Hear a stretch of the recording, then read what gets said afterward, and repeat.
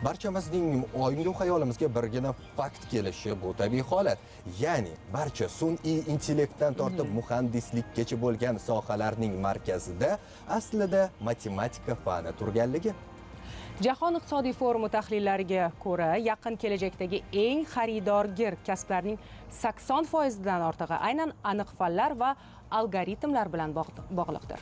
Juda to'g'ri, shu bois ham yurtimizda oxirgi yillarda ta'lim tizimiga, xususan pedagoglarni qo'llab-quvvatlashga e'tibor tubdan o'zgardi. Raqamli texnologiyalar va zamonaviy metodikalar o'qituvchilar faoliyatini yana ham samaraliroq qilmoqda. Lekin tan olish kerak, ba'zi yoshlar hali ham matematikani eng qiyin fanlardan deb bilishadi. Vaholanki, xalqaro tadqiqotlar shuni ko'rsatyaptiki, o'quvchilarning 90% muvaffaqiyati formulaga emas, balki darsning mantiqiy va qiziqarli tushuntirilishiga bog'liq. Ha, albatta, bugungi kunda ushbu murakkab fanni oddiy va mantiqiy usullar bilan o'rgatayotgan yosh o'qituvchilar ham ko'payib bormoqda. Demak, shunday o'qituvchilardan biri haqida tayyorlangan lavhaga hozir navbatni beramiz, marhamat. Marhamat. Muhandislikdan tortib sun'iy intellektgacha bugun barcha sohalarning markazida matematika turibdi. Bu fanga mehr uyg'otayotgan insonlar kelajak bunyodkorlarini tarbiyalamoqda. Ana shunday yosh va fidoyi o'qituvchilarning faoliyati bilan yaqindan tanishamiz. Men Mirzo Ulug'bek ixtisoslashtirilgan maktabda 2 yildan beri matematikadan dars berib kelaman. Men oldin matematika olimpiada bilan shug'ullanganman o'quvchilik paytimda va o'qituvchilikda ham shu matematikani tanladim, chunki o'zimga o'xshagan o'quvchilarni yetishtirib chiqarish uchun. Matematika o'zi hayotga nimaga kerak, nimaga har doim matematika birinchi o'rinlarda turadi. Misol uchun biologiyani to'g'ridan-to'g'ri odamga ta'siri bor, informatikani hozir ishlatayotgan hamma gadjetlarimizga foydasi bor, kimyo ichayotgan dorilarimiz, yeyotgan yemishlarimizda bor deydigan bo'lsak, matematika shularga juda zo'r model qurib beradi. Misol uchun dasturlar, kompyuterlar bizari tilimizni, so'zimizni tushunishmaydi, aynan matematik formulalarni tushunishadi. Misol uchun dasturlar sohasi bo'yicha ishlamoqchi bo'lganlar ham kamida 9-10-sinfgacha bo'lgan bazaviy bilim bilan kesin deyishadi ko'pchilik o'quv markazida. Asosiy sabab ular kod yozayotgan payti matematik formulalardan foydalanishadi, matematik usullardan foydalanishadi. Va men shu paytgacha ko'rmaganman o'quvchilarning IQ-sini, qobiliyatini, bilim olish qobiliyatini eng zo'r oshiradigan fan matematikadan tashqari.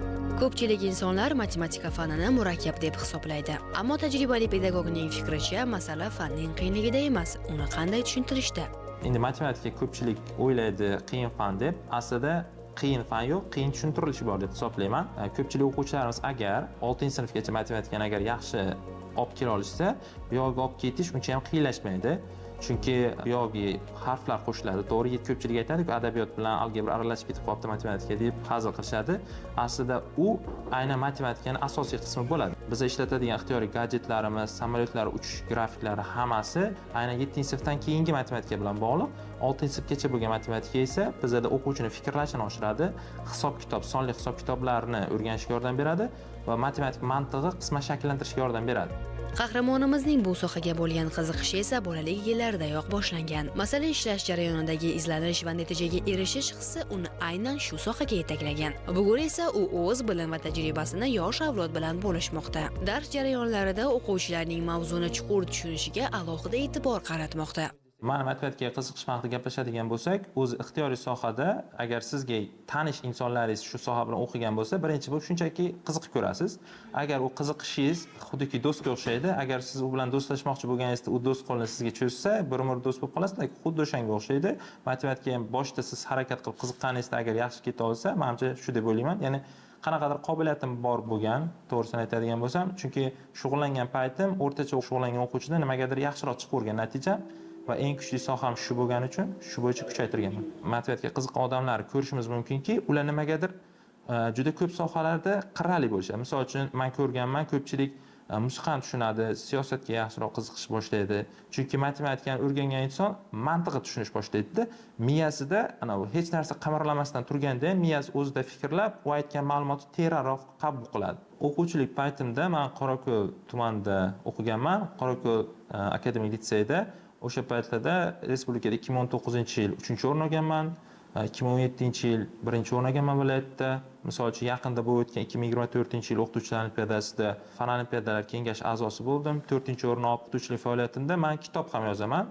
Aynan o'quvchilarimga mos, aynan fikrlashga undaydigan kitob yozaman. Ko'proq 3, 4, 5, 6 sinfdagi yosh o'qituvchilar egalari kitobini yozganman. Pedagogning ta'kidlashicha, matematikani muvaffaqiyatli o'rganishning eng muhim yo'li turli formulalarni yodlash emas, balki mantiqan tushunish. Matematikani eng yaxshi o'rganish yo'li deb o'ylayman. Ustoz aytgan ma'lumotni ko'pchilik yodlaydi. Misol uchun, abituriyent o'qitadigan ustozlarimiz juda kam vaqt ichida tez ma'lumotni berish uchun o'quvchilarga yodlattirishadi. Shuni hisobiga universitetga kirganlardan keyin juda qiynalishadi ular, chunki yodlangan ma'lumot takrorlamasa esdan chiqib ketadi. Lekin yoshlikdan boshlab, fikrlab, nima qayerdan kelayotganini tushunib yechayotgan bo'lsa, o'quvchi hech qachon menimcha chalg'imasdan esdan chiqib ketsa ham zanjir yo'li orqali topib kela oladi. Matematikani shunisi zo'r.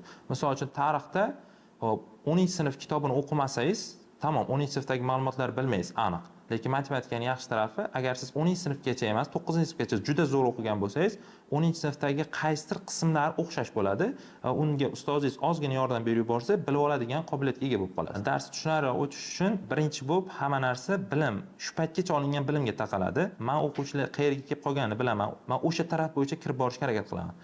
Va real hayotdagi misollar bilan aytaman. Misol qiziqarliroq qilish uchun esa o'yin tarzida qilib ko'rish mumkin va eng yaxshisi menimcha shu raqobatli qilsangiz, o'z-o'zidan ular rivojlanib ketib qolaverishadi. O'quvchilar mana menga random tanlab berdi-ku, men buni bilasizlar nimaligini? Imkoniyatlaringiz. Ha, boshlanglar. Yechamiz va belgilaymiz.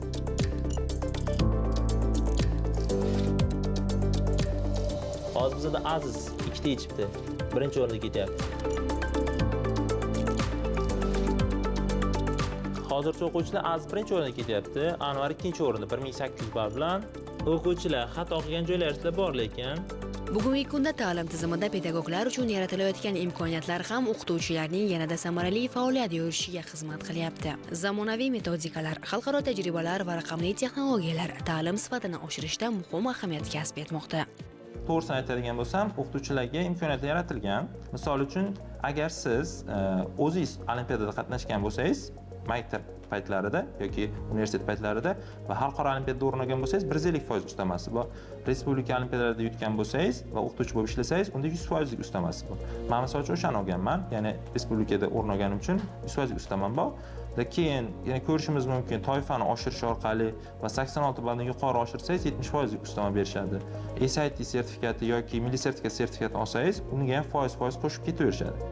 Darhaqiqat, matematika bugungi taraqqiyotning muhim tayanchlaridan biri. Bu fan orqali yoshlarning mantiqiy fikrlashi, izlanishi va muammolarga yechim topish ko'nikmasi shakllanadi. Ana shunday bilim va tajribasini sidqidildan berayotgan ustozlar esa kelajak egalari tarbiyasiga munosib hissa qo'shmoqda.